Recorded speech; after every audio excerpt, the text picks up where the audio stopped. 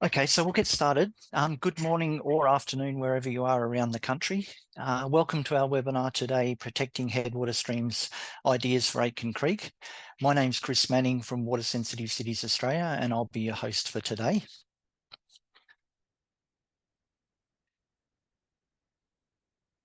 First of all, I'd like to acknowledge the Bindal people of Thulgari Wajah, that's Townsville south of the Ross River, on whose land I am on today. I also, on behalf of everyone in the call, want to acknowledge the many First Nations peoples and their lands from across Australia who have and continue to play a key role in water resource management and stewardship. I pay my respects to their elders past, present and emerging.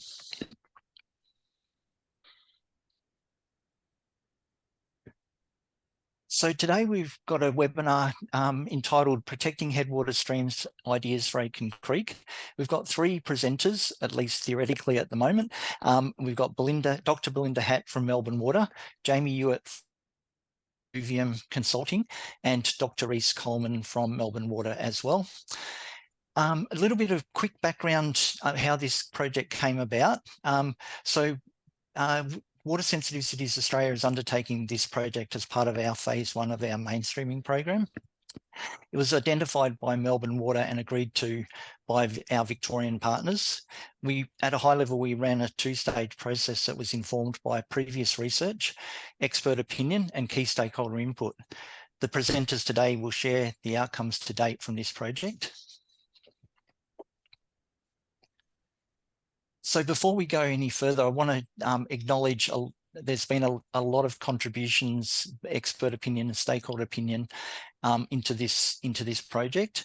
I won't read out all those names, but you can read them yourselves. There's a good cross-section of water utilities, universities, local governments and governments, and even a couple of other consultancies, and also the traditional owners for the area as well. So the agenda today, we're going to hear from Dr. Belinda Hatt, who's going to give us a little bit of background about headwater streams and why do we care about protecting them. Then we're going to hear from Jamie, who's going to present the ideas for Aitken Creek that were developed through the workshop process. And then if Reese is able to join, he's going to do a quick recap and where to next from a Melbourne Water perspective. So I'm going to hand over, if Belinda's okay to take on her presentation now, I'm going to hand over to Belinda. Dr. Belinda Hatt is a Waterways and Wetlands Research Specialist at Melbourne Water, and she's an Honorary Senior Fellow at University of Melbourne as well. So Belinda, are you okay to take it away? Yes, thanks, Chris. Sorry, I'm flying by the seat of my pants as I'm trying to provide some tech support to Reese to help him get in, but let's see how we go. So I'm just going to share my screen with you. Just give me a moment. While you're doing that, I neglected to mention the Q&A section as well. So while we're going through the presentations, if people could put their questions in the Q&A section at the bottom, on the bottom panel of the Zoom platform here. We'll also monitor the chat as well, but we prefer if you could put your questions in Q&A, because then if we don't get through them all today, we can then download them and respond to them later. Thanks. Over to you, Belinda. Sorry. Thanks, Chris. Can I just check that you can see my screen? Yes. Yep. Okay. All right, so I'm going to set the scene for why we wanted to work with Water Sensitive Cities Australia on the Ideas for Aitken project by giving you a bit of background, an overview of our Headwater Streams research program. But before that, I'm going to take a step back a little bit further to talk about what headwater streams are and why we care about them.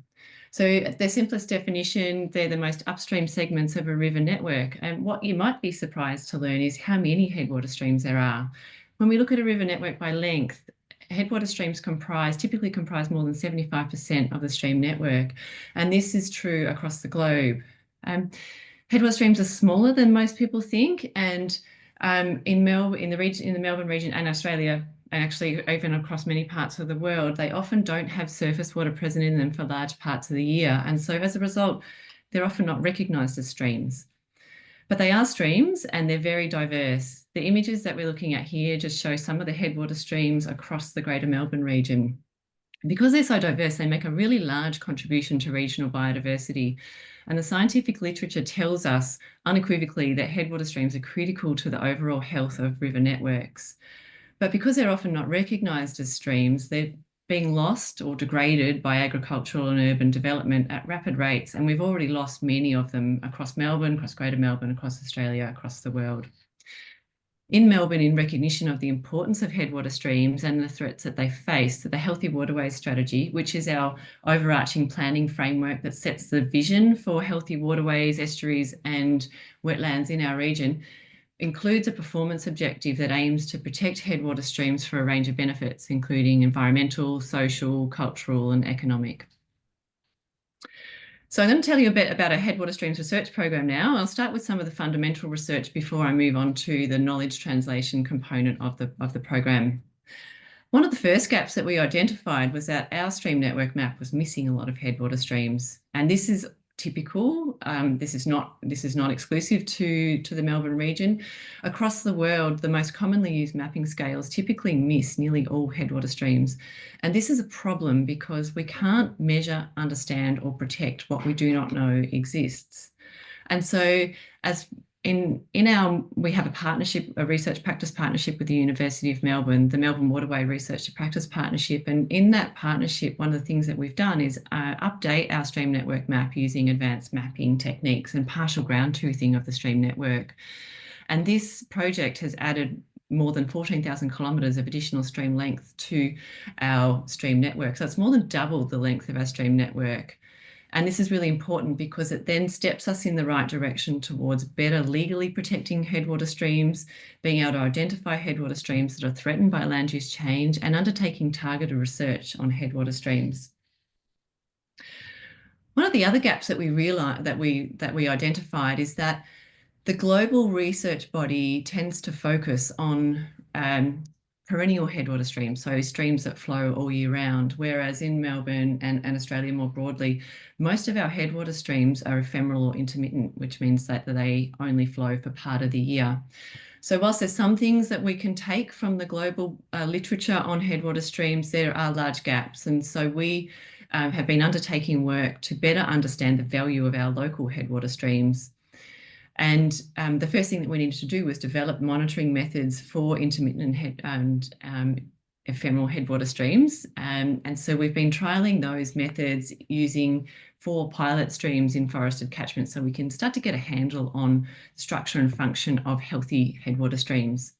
I'm going to show you some of the results of our monitoring program to give you an idea about how our headwater streams function. So the first thing that we're looking at here, this is a time series of water levels in one of our headwater streams across a number of years, and 0 is the base of the stream channel. So anything above 0, so the blue line represents indicates that surface water is present. Anything below 0, the red line, that's showing variations in groundwater levels. And what we can see is that surface water tends to be present from winter through to early summer. But there's also, when there is no surface water present, we can see that there's a lot going under the ground. Those fluctuations in the red line show that the groundwater levels are rising and falling quite significantly and frequently. So this really dispels that myth that when there's no surface water present in headwater streams, that they're dry, dead systems. There's a lot going on under the ground. The next graph that we're looking at shows the range of concentrations that we've observed of total suspended solids, total nitrogen and total phosphorus in 3 of our headwater streams. And those red horizontal lines on the total nitrogen and total phosphorus graphs represent the local environment reference standard for streams of this type. And so this data is showing us that the water quality is really high in our headwater streams. And this is, I'm showing you surface water quality, but we also see the same with our subsurface water quality. I'm not going to show you any of our ecological monitoring data today in the interest of time, other than to say that we're observing really low organic matter breakdown rates. And so this, in partnership with the connection and hydrological connection and disconnection and the high water quality, indicates that our headwater streams are highly retentive of water and other resources. So they're really regulating the flow of resources to downstream sections of the river network. Now that we've established our monitoring methods, we're looking to monitor and collect information on headwater streams in other parts of our region, so different land uses in the catchments and different climatic regions. And all this information is really important because it helps us to set evidence-based management targets. So that's a bit about our fundamental research program, but we know that headwater streams are under threat now. And so we've been thinking about, well, what can we do while we're waiting for additional knowledge on headwater streams? And there are things that we can do because we can draw on the principles of how streams in general are affected or impacted by urban development.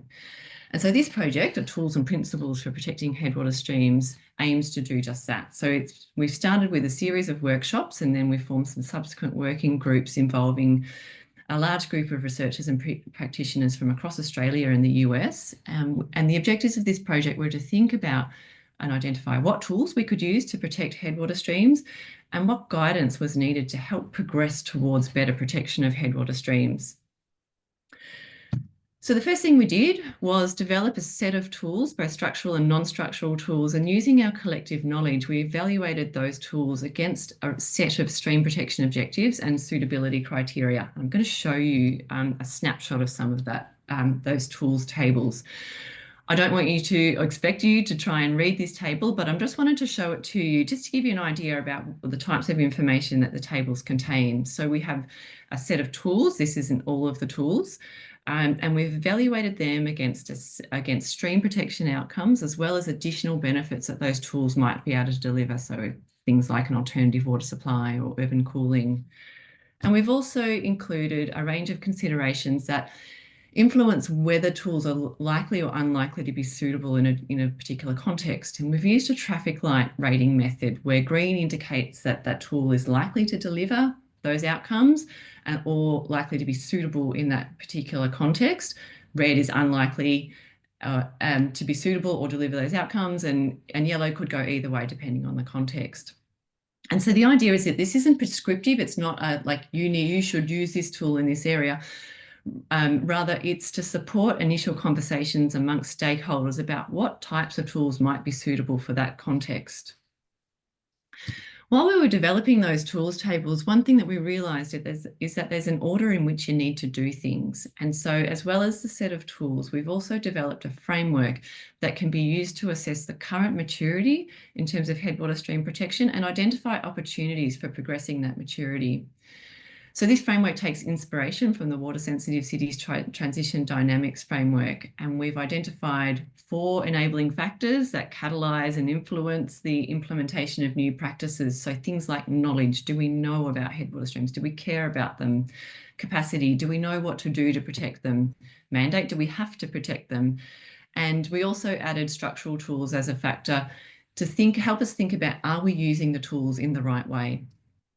So I'm going to show you the framework. Again, it's way too detailed to talk about in the time available, but I just wanted to give you a bit of a teaser about what that framework looks like, which essentially describes what each of those enabling factors looks like as we progress from not knowing or caring about headwater streams all the way through to protecting headwater streams becoming mainstream practice. And we can use the framework, and I'm going to show you a case study now. We can use the framework to evaluate the status of a headwater stream. So this is this example is a headwater stream in Melbourne, where we've applied the framework, and we can see that knowledge is the most advanced factor. There's been some progress. Again, we've used the traffic light assessment method. There's been some progress in all of the enabling factors. And so that's sort of the current status. And so now what we can do is look at, well, what do we need to do to progress each of those factors? And so where are our best short and long-term opportunities? So all of this project we've written up and it's in a manuscript, and it's currently under review in an open access journal article. So this will be available, once it's been published, it'll be available for everyone to have access to.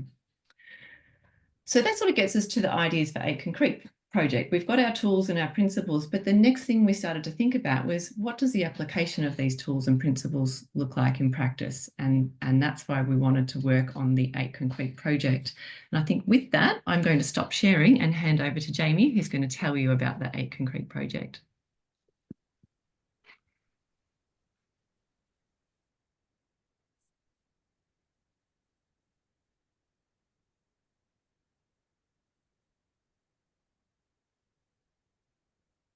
looks like you're good to go, Jamie. So Jamie Ewett's from Alluvium Consulting, and he's been assisting us with doing the workshop for the Aitken Creek project, and then also synthesizing all the really good information into the ideas, and he's going to present that now. Fantastic. Thank you, Chris, and thank you, Belinda. So yeah, Jamie Ewett here from Alluvium Consulting, and I've spent a fair bit of time at the CRC for water sensitive cities with Belinda and Chris and Reece and others. And what I'm talking to you about today is our research synthesis, or our ideas synthesis kind of process that we've used cities around Australia to help bring research and best practice into solutions or actual ideas for a particular place. I'm just starting this process here to sort of indicate what we went through here, and to make the point that we tried to push the boundaries a bit in terms of what could be done and should be done with an ideation design-led sort of process. But the ideas we've come up with have yet to be sort of detailed design and concept design. So they've still got the evaluation process go through if people want to take them to the next step. The process we use, you've got a little diagram here. For those who follow design thinking approaches, this looks pretty familiar. And what we've tried to do both in the CRC and this process is to say there's been a whole bunch of really good research across a number of universities and a number of cities on headwater streams and urban design and integrated water management, as well as a number of people have been putting this sort of stuff into practice. What if we brought all those ideas together and said, well, what does it mean collectively? And how might we interpret that with Aitken Creek as a particular case study in mind? And going down that process, what sort of ideas could we come up with? What would you actually do Aitken Creek? And you can kind of see the process there, the diagram or the photo it's got a number of engineers, researchers, urban planners, landscape architects, and the like coming together and diagramming up, as you can see on the right-hand side there. That's the sort of the process that we went through. These ideas are somewhat speculative, but they're specific to Aitken Creek and what we might suggest to help protect headwater streams. Here more specifically about that, we set ourselves, based on some of the initial presentations, set ourselves a bit of a design challenge and then break that down a bit into how we wanted to tackle the problem over the course of a full day workshop. So Belinda's largely outlined some of this logic, but the problem really is how do we protect Aitken Creek as a headwater stream? And to do that, almost all of the excess stormwater must be prevented from reaching the stream. We heard really clearly that based on the typology and the ecology and the hydrology of these systems, changing the flow is the number one threat. We don't need to get distracted with biology or water quality. Those things are important from a whole of catchment point of view. But the headwater streams, it's really about protecting them from that excess stormwater. That's the number one challenge. And to some degree, if we fail at that, then we failed at the whole thing. So from that, we had a couple of sub-questions or sub-challenges. One is, well, how do we deal with all that excess water when the catchment is urbanised? And related to that, how do we create some space in the catchment or some space in the urban design to deal with the solutions that are required? We then stood back a bit and building on what Belinda presented, we asked the question, well, what can we learn from Aitken Creek as a case study, noting that the Aitken Creek Precinct Structure Plan is fairly well advanced and our ability to think of the rules is perhaps a little bit limited now. But what can we learn from the process for future urban development, for future management of the urban growth boundary and protecting headwater streams? That's that number 3 there. And I'll cover those things today. So the research, it's telling us, if I've really boiled down what the different presenters said, and we had presenters from a number of different universities and a number of different disciplines. We had landscape architects, ecologists, urban planners and the like. You can kind of boil it down to these key messages from the insight. The darker green ones are the top of the problems we need to deal with, and the lighter green ones down the bottom. I've got some suggestions of where some new ideas might come from.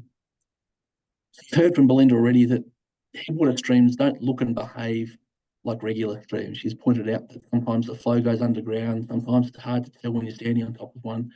It's a whole lot of things that are a little bit unique. So they're ill-defined channels, they're ill-defined flow regimes, but that's exactly what their character is. That's what makes them special. Similarly, it's hard to say where the waterway starts and ends. They're closely linked to their riparian zones. In terms of first order, second order, third order streams, it's hard to really differentiate where the stream actually begins. So they're connected to the sponge areas immediately behind them and around them. But the catchment as a whole, the riparian zones, needs careful management as well as the channel itself. And I've already alluded to that third one, that excess flow is the number one threat. It's the biggest threat and the one we need to deal with first and foremost. In terms of how we might approach that, the advice from the various researchers and practitioners in the room was to think in terms of landscapes rather than just thinking in terms of channels or lots or water-sensitive urban design. Think in terms of landscapes. And what we're trying to do is integrate ecology and waterway management into urban planning, because urban planning is really the lever that we use in integrated water management and in PSP planning, by designing consciously for the types of landscapes that we want in headwater stream catchments. So that was a bit of a change of thinking. Similarly, we want to facilitate large-scale harvesting and reuse, and I think that's not a surprise to people, but really bring that to the fore. And the third one was to think beyond individual PSBs and to really talk about growth corridor planning. And we heard from some of the researchers who've looked at urban planning and integrating that with water planning, that whilst we've got good high-level integration of water and urban planning and good lot scale, a bit in the middle of planning for growth corridors, sometimes the water expertise lags a bit behind where the urban planning's at, and we miss some opportunities. So thinking about how we can plan for growth at the corridor scale is going to be important. It links a bit to that landscape message I've talked about.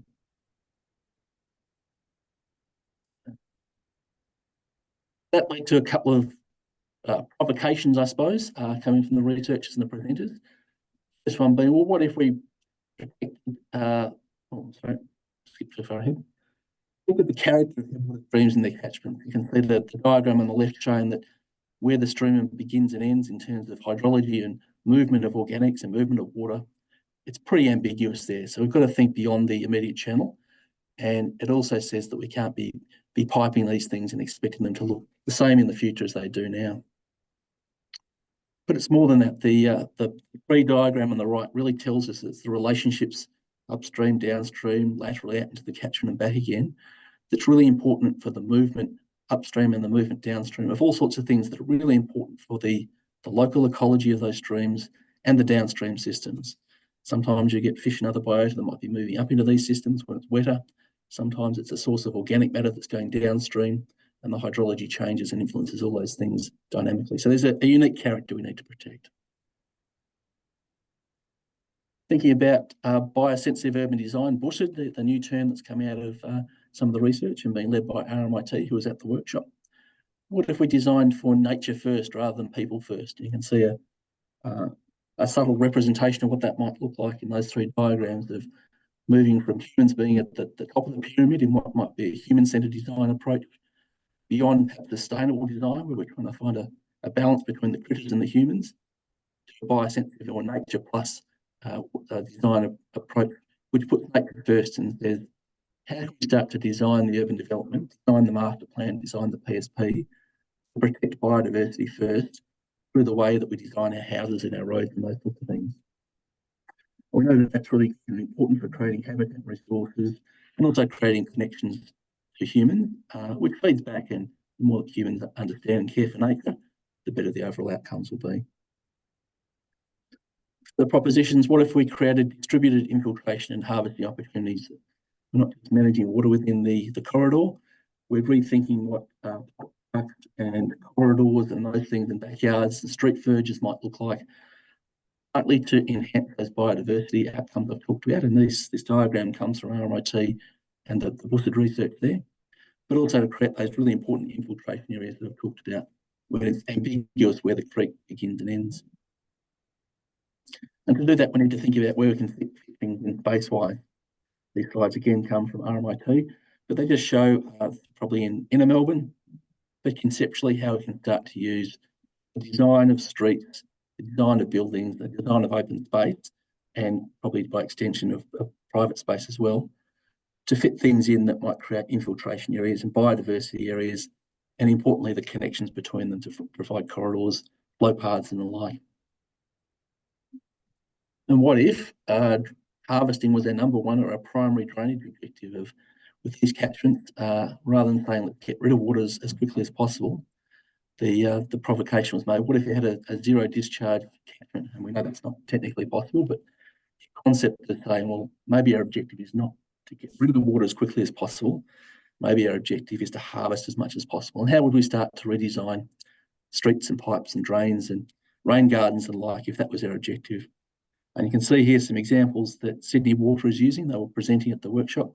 These examples coming out of their work on Aerotropolis and Mummeray Road in Western Sydney. So from that, the people in the room, the 30-odd people that came there from Melbourne Water, councils, DPA and others, came up with some ideas, and we intentionally call them ideas in the sense that we have yet to sort of fully evaluate them, and nor have we made a commitment to implement this step. These are ideas that might challenge what we would do in a BAU sense, and might have merit to take to the next step of evaluation. So I've grouped these together where they make logical sense, and there's a couple of slides here on these. First one is to borrow the living stream type approach, which is really popular in WA. I see Emma Monk on the call today, been part of that movement. This idea of restoring channelized systems into really functioning high-value waterways, and you can see some slides there from a WA example. Obviously, that's not a headwater stream, but it shows you what a stream can look like if we intentionally try to rehabilitate or bring it back to what it should be. In the headwater stream catchments, it's probably more about maintaining what's there, and then Melbourne Water investing over time to bring it back to its fullest potential. So that's about the character. Similarly, we recognise that it's not just what's above ground, it's also what's below ground. And we loosely coined the term of soil-sensitive urban design to say that we know that there's sodic soils and runoff issues and things like that in Melbourne's headwater stream catchments. And so minimising the civil works or minimising deep drainage and buried services and thinking about urban design typologies that try to protect soil structures is going to be really important. You can see some conceptualisations by Realm Studios of how we might start to zone out areas that are particularly sensitive and to try and minimise the disturbance of those. Second idea starts to move towards how we manage water within the landscape. And I think the key idea here, again, these slides coming from Sydney Water, and these are examples that are live and are happening in the Aerotropolis at the moment, is to perhaps take our foot off the accelerator a bit for on-lot solutions and say maybe the on-lot contribution is to maximise infiltration where we can and to maximise on-lot biodiversity outcomes and the co-benefits for ecosystem services. Hard work, heavy lifting of harvesting stormwater is going to happen at a precinct scale or a regional scale. And so we can start to think about how stormwater might move around the PSP or move around the larger catchments, and the role that regional harvesting basins, streets and street drainage, and the drainage system can work together to maximise the harvesting. And this is exactly the approach that Sydney Water has taken in the Aerotropolis. Again, we're not trying to treat the water quality as our first objective. We're trying to perhaps infiltrate where we can, but keep stormwater where we can make the most use of it, which is probably going to be harvesting basins down near the creek, but not in the creek corridor. I'll get to that in a second. That's a bit of a change of thinking in terms of how we would normally approach water-sensitive urban design in greenfield or infill areas.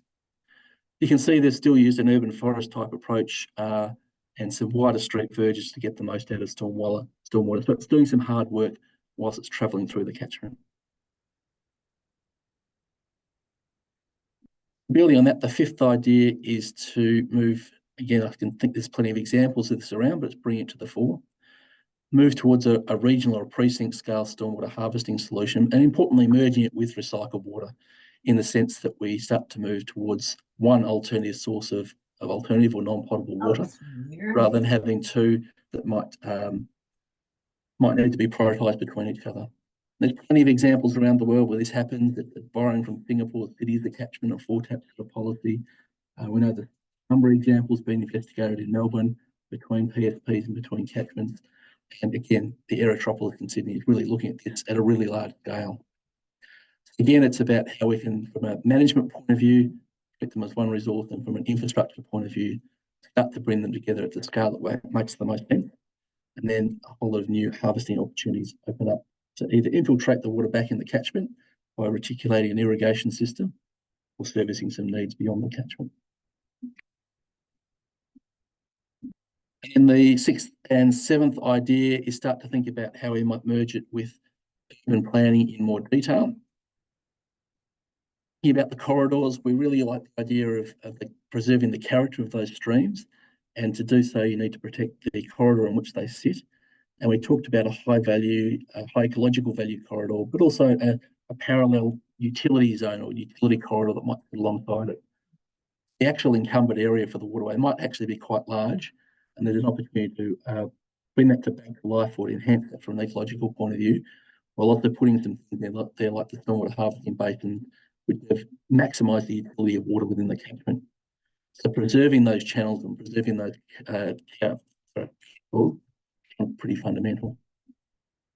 You then get the opportunity to think about what housing might look like around those corridors and those green fingers back into the catchment. And the urban planners and the landscape planners in the room really like the idea of starting to move beyond a one-size-fits-all housing density model to perhaps a mixed densities model. And you can see that by the purple dots or the purple areas on the diagram there. And having higher density, multi-storey, perhaps more attractive to the green space types of urban development, particularly in the lower catchment where the creek line is going to be larger and we can enhance those ecological values. The advantage of that is that the developers can potentially maintain their yield and their profit margins by stacking the people on top of each other rather than spreading them out, and this creates the space for the encumbered land for the water-sensitive urban design in the corridors. So same people, but have to use mixed densities to fit them all in. Might also help to justify the investment in the high-quality urban space around those high-density areas, and there might be some overlap between the green areas and the housing areas. We then thought about, to finish up, how we can take some of these ideas and reflect on the lessons learned for future headwater stream management. And there are 7 key moves, I suppose, we can make in the bigger strategic sense of things. So again, this is moving beyond Aitken Creek into Melbourne Water's area more broadly or other catchments. The first one was that idea of saying if we want to protect these streams and these corridors, getting ahead of or part of the early PSP planning process is critical. And the best way to do that is to know what we want from an ecological management point of view and to articulate that early. So building on Belinda's idea, it's about getting in early to identify, importantly, designate using the powers of the Water Act to designate them as waterways and to map these things, draw blue lines on maps to say, these are the ecological values that we want to protect as part of the PSP. Following that, it can lead to a discussion, particularly using the powers of the EP Act, the GED powers, the General Environmental Duty, to clarify, well, who's responsible for the development impacts on these streams and how can we collaborate with those parties to get the best outcome for these things, rather than trying to claw back environmental protections after the PSP has been developed. We then talked about, well, what do we do with those PSPs that have perhaps been approved but haven't really started civil works or construction yet? Because there's going to be plenty more of those in the future as Melbourne grows. We talked about the importance of having, or the opportunity of having review mechanisms for PSPs that have been around for a while and the state of knowledge might have changed. And we acknowledge that this is not about opening up PSPs and changing the rules. That's not a particularly good outcome, particularly for developers that have invested in these areas.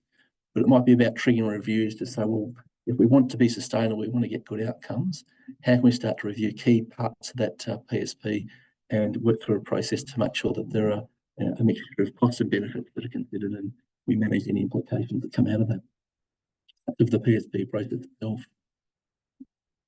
Number 4, I've kind of alluded to already, to say that there's a gap in our IWM planning, according to the research, of corridor scale.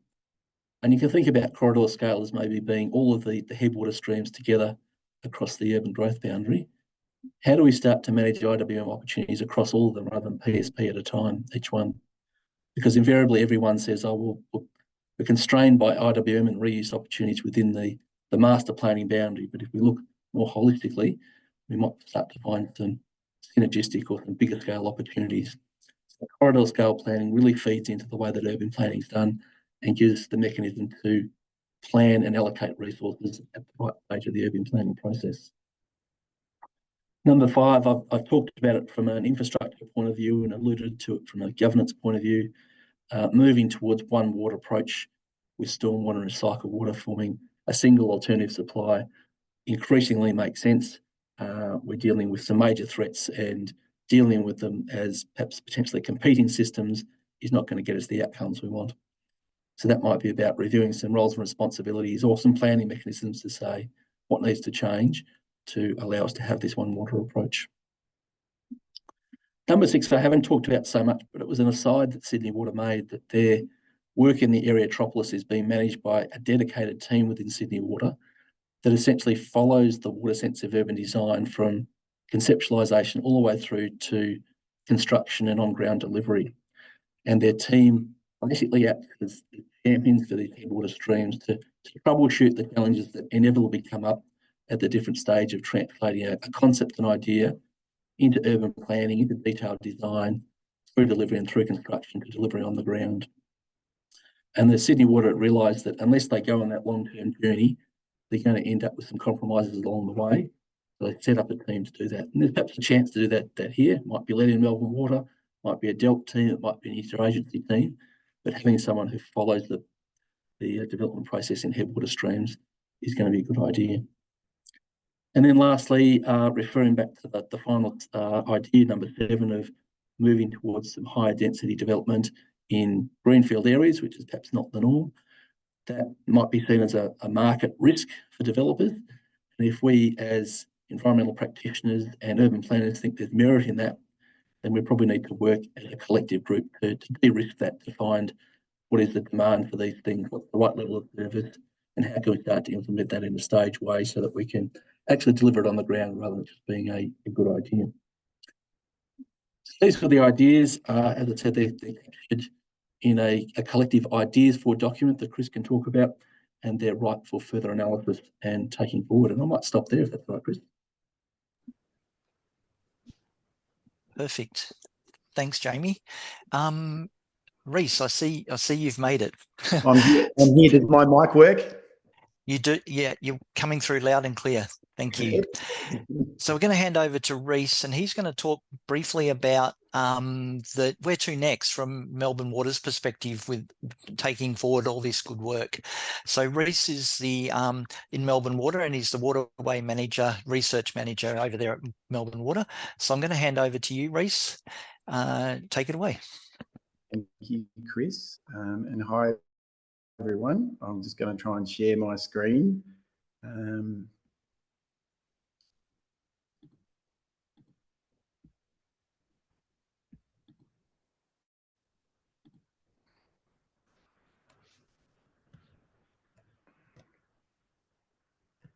So, am I sharing, Chris? Hello, Chris. Can you see this? We can still just see you, Reese. Oh, really? Okay, let's try again. Otherwise, I might need Belinda to give me a hand.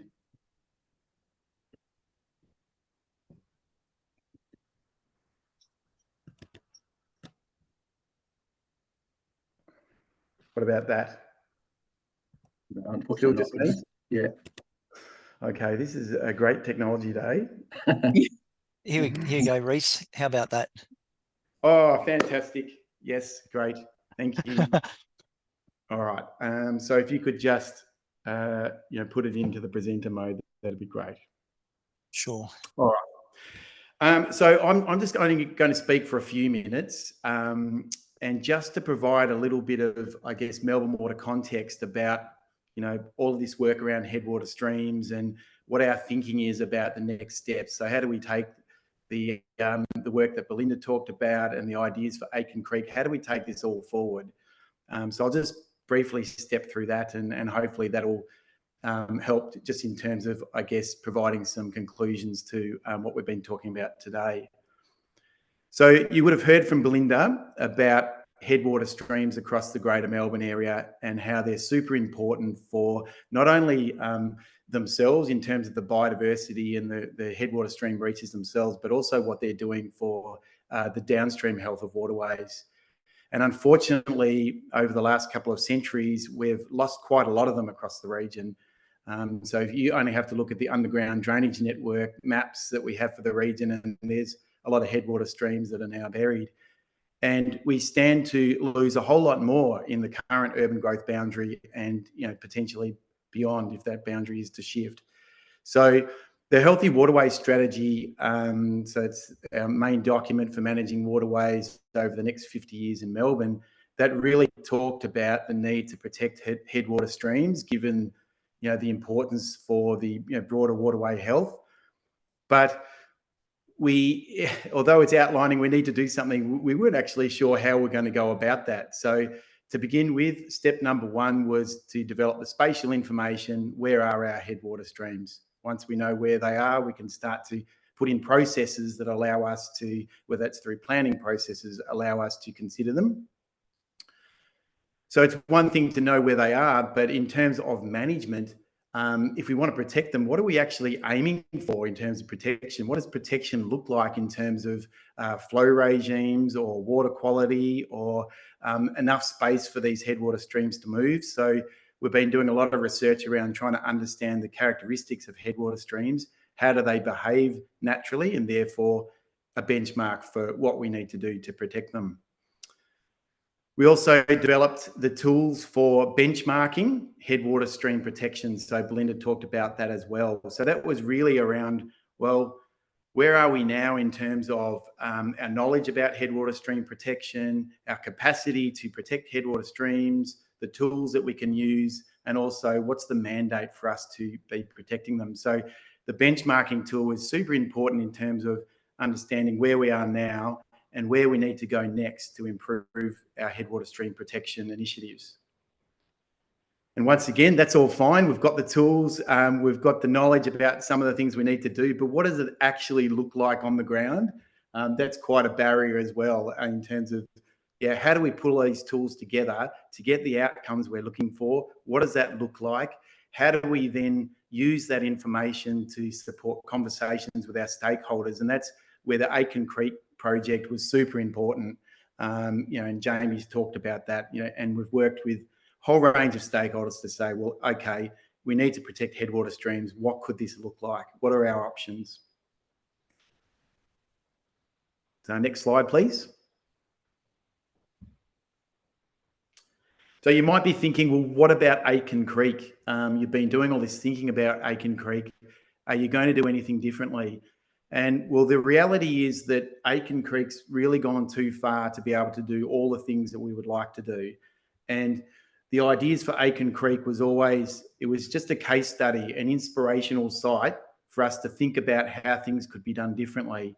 But there was really no expectation that it would change all the things that happen in the Aitken Creek catchment. It just, like the other ideas projects that water sensitive cities have done, it was a site to do the thinking. Fortunately, though, there are some good things that will be happening along Aitken Creek. Things like 60-metre buffers along the headwaters, efforts to protect the physical form of Aitken Creek. There'll be revegetation efforts. There are some initiatives around diverting stormwater flows to try and protect the headwaters, and things like passively irrigated street trees. So there are some good outcomes that would be beyond BAU for Aitken Creek, but not incorporating all the ideas that Jamie shared with us. And I guess all of this really does remind us that timing is everything. For Aitken Creek, we were too late. But what about all the other headwater streams across Melbourne that we expect will be urbanised in the coming years? And I think that's really what we're talking about here today, is how do we do things better? How do we raise the bar for headwater streams elsewhere beyond Aitken Creek? And I think it's really reminding us that, in terms of getting in early, it's about proactive data collection about the values of these headwater streams. What are the ecological values? What are the water quality, the hydrological values? What are we aiming for? Getting this information into our drainage scheme planning before the PSP starts, so that when the PSP starts, we're all ready to go. We know what we've got to try and achieve, and we can have more influence rather than trying to do it in parallel and miss out. Next slide, thanks, Chris. So where to from here? Well, this is more broadly about headwater stream protection across Greater Melbourne. So we recently did a midterm review of our Healthy Waterway strategy, and what really came out of that midterm review, amongst other things, was that we're really not keeping up with our stormwater management targets. We're not keeping up with the rate of urban development, And we need to be able to do things differently if we're to stand a chance to achieve those targets in the next half of the strategy and beyond. And this included headwater stream protection. At the moment, what we're doing, we've been running a whole bunch of stakeholder forums around the Healthy Waterways Strategy Midterm Review. And essentially, at those forums, we're highlighting the challenges of stormwater management, our progress against them, and really seeking input across stakeholders about how do we navigate through this challenge of improved stormwater management and headwater stream protection. So those workshops are going to be critical to help us think about where to next. We're also planning to do beyond Aitken Creek. We did apply the headwater stream protection framework to Aitken Creek, but we want to apply it more broadly across Melbourne. And so that'll really help us think about the knowledge needs, the capacity needs, the mandate opportunities and our tools, and where we currently stand and where we could go to next. And certainly the ideas for Aitken Creek project, with all the ideas that have come out of that, can feed into that work, particularly around the potential tools. But essentially, we can now use the ideas from Aitken Creek project to be having conversations with stakeholders. So what are the potential legislative or policy drivers or levers that we can think about, both within the current urban growth boundary and beyond it, and getting in early? Are there opportunities to have demonstration sites so people understand what we're talking about in a very tangible way in terms of the headwater stream protection? Ideally, we'd also be collecting data on the performance of the headwater stream protection. How good are those measures in terms of protecting headwaters? What are the costs associated with those projects that can ultimately feed into a business case? So how can we make all of this stack up, both in terms of existing urban areas and new urban areas? And we see this sort of information can then feed into perhaps some developments of guidelines to support referrals and so on around headwater stream protection. So finally, I guess it's also worth talking about the transition dynamics framework that the Water Sensitive Cities CRC really promoted and talked about, what do you need to do to get from a current state to a future ideal state. In the case of water sensitive cities, it was a water sensitive city. And Belinda's talked about how we've adapted that thinking to headwater stream protection. And I guess that what that does remind us, if we think about, that little diagram on the bottom right there, is, that transition can have a number of potential trajectories depending on the way that we do this. The order in which we do things is super important. And so when we're thinking about where to next across that headwater stream protection framework, we need to be mindful that we don't overcook some areas and undercook others, and we have an imbalance that essentially ends up in, some undesirable outcomes. For example, if we launch into legislative tools and mandates, but we don't have the capacity to deliver properly on headwater stream protection, we might find ourselves in somewhat of a backlash around headwater stream protection. So these are some of the things that I guess, this project has really brought up for us around headwater stream protection, and I guess where we see it going next. And that's it. Thanks, Chris. Awesome. Thank you very much, Reece. Got about 5 minutes or few minutes to do some questions and answers. I see that there's been a couple of questions put into the chat already, but Jamie's already answered them. But what we might do is just quickly run through them unless people have read them, or if there's any questions that people might want to just unmute themselves and ask, probably would be the best use of the last few minutes, because people have probably already read the answers that Jamie's kindly put there. So does anyone want to put their hand up, unmute themselves and ask a question of the three presenters? Probably got enough time for a couple of questions.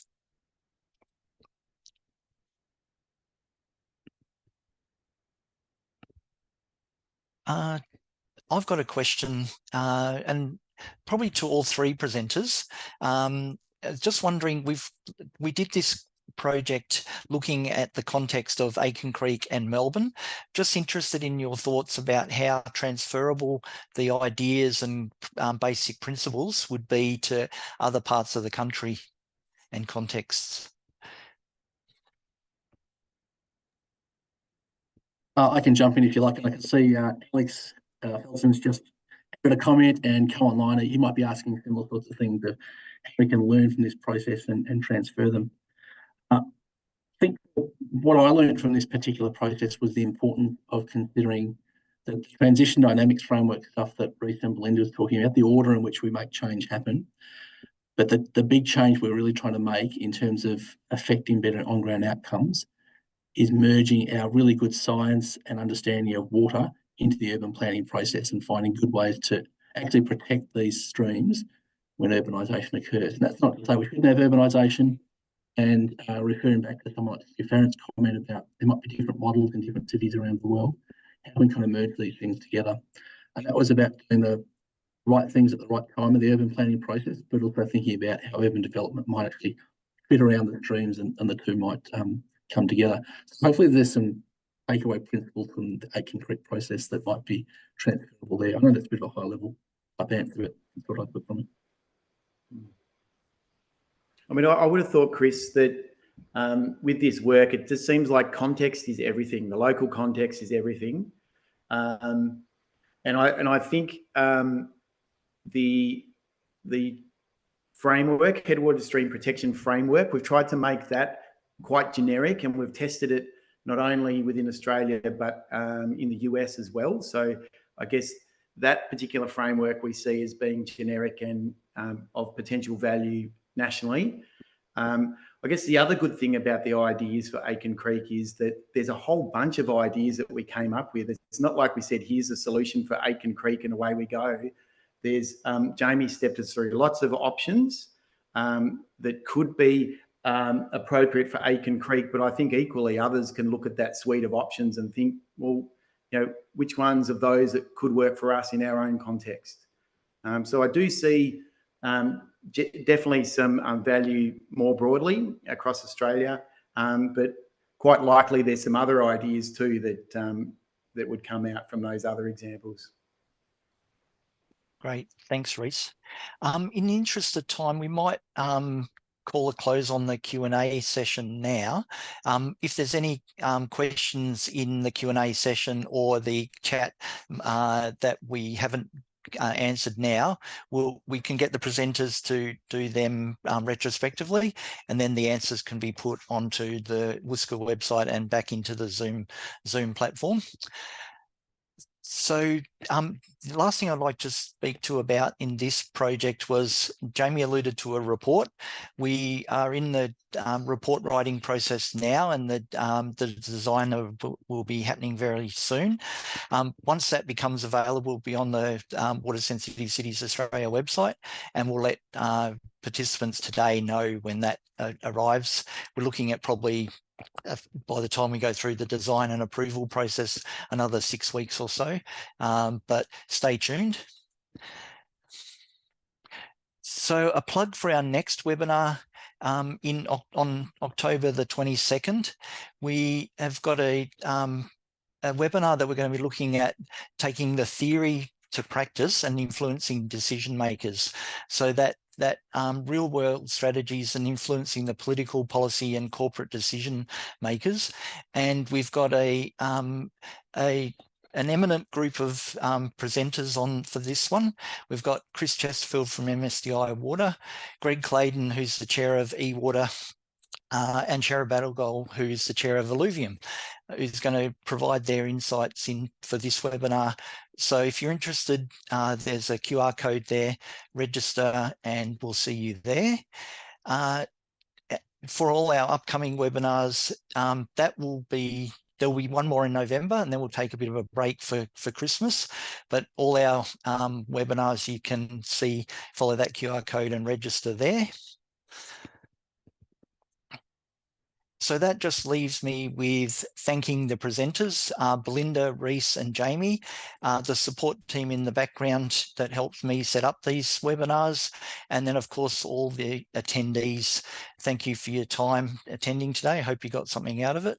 The only other thing I neglected to say is that this webinar has been recorded, and the the presentations will be on the Zoom platform either in 24 to 48 hours time for those who are interested.